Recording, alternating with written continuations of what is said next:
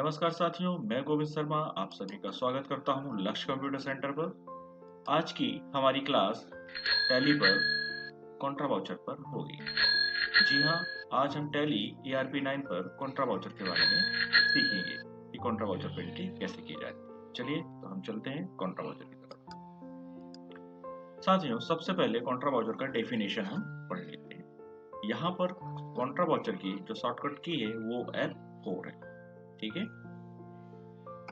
चलिए तो अब हम बात करते हैं कॉन्ट्रा वाउचर पर काम कैसे करते हैं। तो इसका डेफिनेशन है कि जब हम कंपनी का पैसा बैंक से निकालते हैं या बैंक में जमा करते हैं या फिर हम एक बैंक से दूसरे बैंक में पैसे ट्रांसफर करते हैं, तो इस प्रकार की जो एंट्री होती है वो कॉन्ट्रा वाउचर पर की जाती है। इसका कहने का मतलब ये है कि जब हम कंपनी के अकाउंट से पैसे निकालते हैं या फिर कंपनी के अकाउंट में पैसे जमा करते हैं या फिर हम एक बैंक से दूसरे बैंक में पैसे ट्रांसफर करते हैं। जी हाँ दोस्तों, जैसे एक कंपनी के काफ़ी सारे अकाउंट होते हैं, तो एक अकाउंट से हम दूसरे अकाउंट पर by bank to bank transfer करते हैं तो भी एंट्री उसकी कॉन्ट्रा वाउचर पर होती है।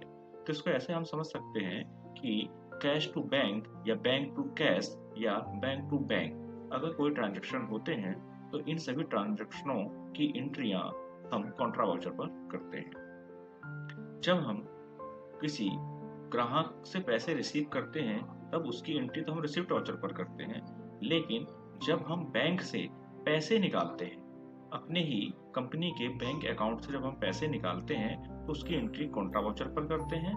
और जब हम अपने ही कंपनी के बैंक में के खाते में अपनी कंपनी के बैंक के खाते में पैसे जमा करते हैं तो भी उसकी एंट्री हम कॉन्ट्रा वाउचर पर करते हैं। ठीक है, तो आप समझ गए होंगे कि bank to cash, cash to bank और बैंक टू बैंक का मतलब क्या होता है। ठीक है, चलिए अब हम इस कॉन्ट्रा वाउचर की एंट्री को टैली पर करके समझते हैं। चलिए दोस्तों, तो हम आते हैं टैली पर। तो दोस्तों, एक उदाहरण से हम समझते हैं कि टैली पर हम कॉन्ट्रा वाउचर पे एंट्री कैसे करते हैं। मान लीजिए कि 1 लाख रुपए हमने बैंक ऑफ इंडिया में जमा किए। ठीक है, तो बैंक ऑफ इंडिया हमारा क्या होगा, डेबिट होगा, क्योंकि बैंक ऑफ इंडिया में पैसे हमारे 1 लाख रुपए जमा हो रहे हैं। ठीक है, तो क्रेडिट हमारा क्या होगा, कैश होगा। कैश हमारा क्रेडिट होगा कितने से, 1 लाख रुपए से। क्यों?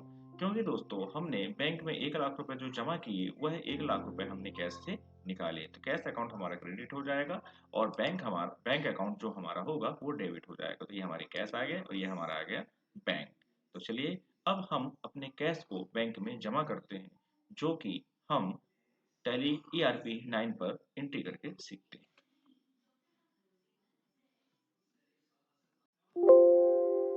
तो दोस्तों यहाँ पर हमारा कैश अकाउंट क्रेडिट होगा वो 1 लाख रुपए से। ठीक है, तो यहाँ पर मैं 1 लाख रुपए क्रेडिट करता हूँ और आप देखेंगे कि अब हम कॉन्ट्रा वाउचर पर अब एंट्री करते हैं। तो दोस्तों यहाँ पर अब हम कॉन्ट्रा वाउचर पर एंट्री करते हैं। तो हमारा उदाहरण था कि 1 लाख रुपए हमने बैंक ऑफ इंडिया में जमा किया। ठीक है, तो सबसे पहले हम अपने कैश को कंपनी से निकालेंगे, तो कैश हम यहाँ पर क्रेडिट कर रहे हैं। ठीक है, कैश हमारा क्रेडिट होगा कितना, 1 लाख रुपए से। ठीक है, 1 लाख रुपए यहाँ पर मैं टाइप करता हूँ।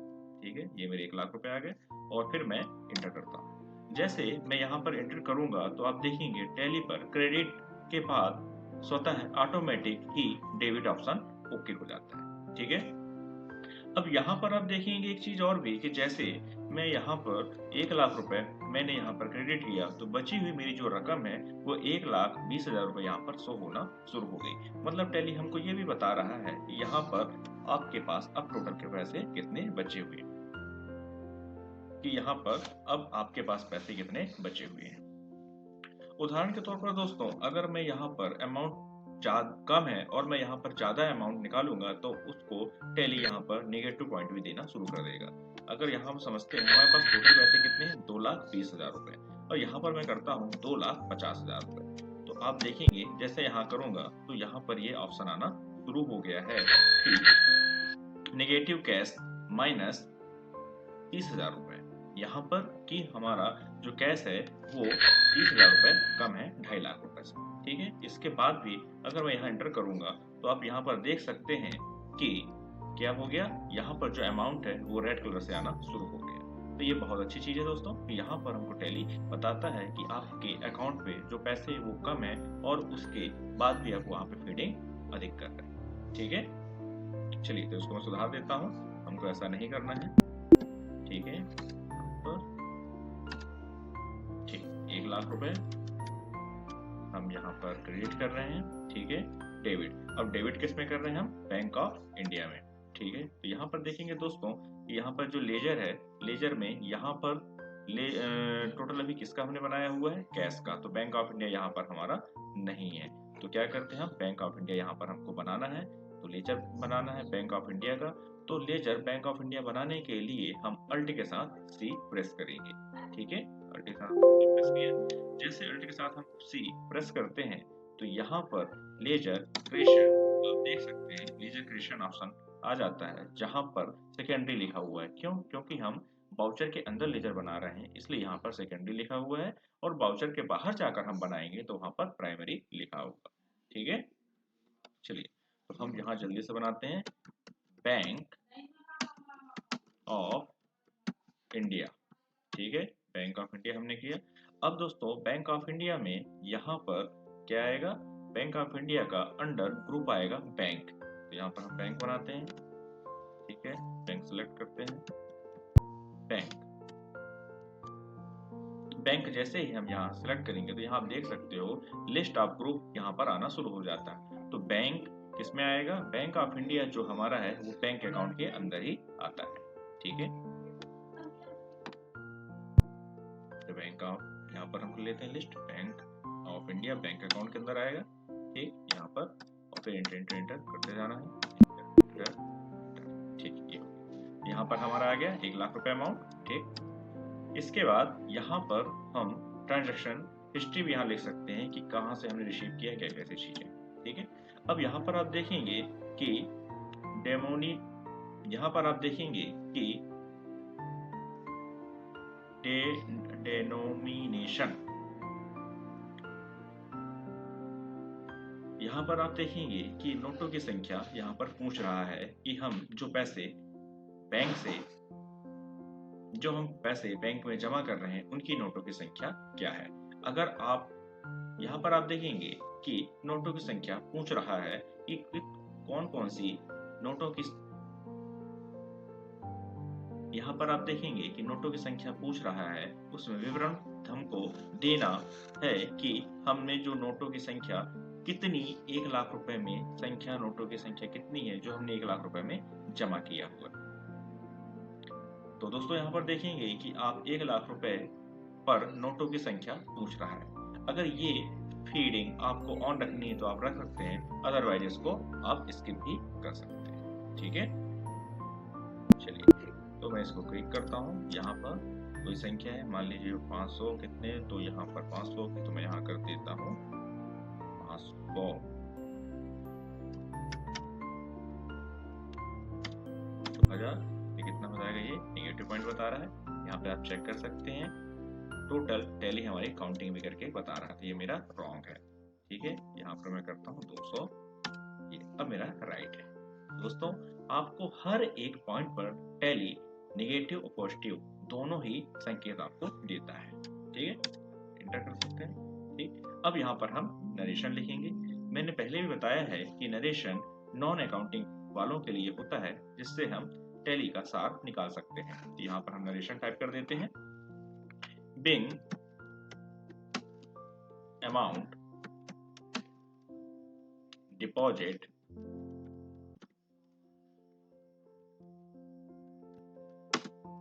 Into bank. ये दोस्तों ये हमारा हो गया नरेशन, आप देख सकते हैं। तो दोस्तों इस तरह से अब हमने टैली पर कॉन्ट्रा वाउचर की पहली एंट्री हमने कर लिया। अब इसको हम एंटर करके एक्सेप्ट करते हैं। ठीक है, ये हमारी एंट्री कंप्लीट हो गई। अब इस एंट्री को पहले से तरह फिर से देखने के लिए, हम जाने के लिए हम क्या करेंगे, कीबोर्ड पर पेज अप बटन पर क्लिक करते हैं। ये हमारी एंट्री आप देख सकते हैं। पेज डाउन करेंगे, ये दूसरी एंट्री हमारी आ गई। ठीक है, अब बैलेंस शीट पर हम इस एंट्री की देखते हैं कि हमारे अकाउंट पर क्या इफेक्ट पड़ा इस एंट्री के कारण। बैलेंस शीट पर आ जाते हैं। यहाँ पर आप देखेंगे अब हमारा बैलेंस शीट का जो अमाउंट था वो उतना ही है जितना पहले था।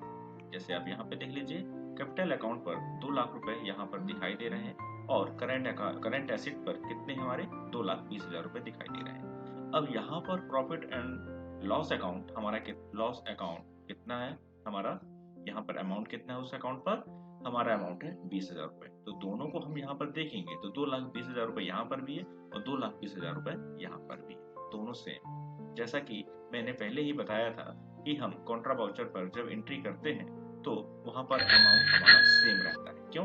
क्योंकि हम कैश से बैंक में, बैंक से कैश में ट्रांसफर करते हैं, बट हमारा अमाउंट तो वही रहेगा। इसको और अच्छे से यहाँ पर आप देख सकते हो।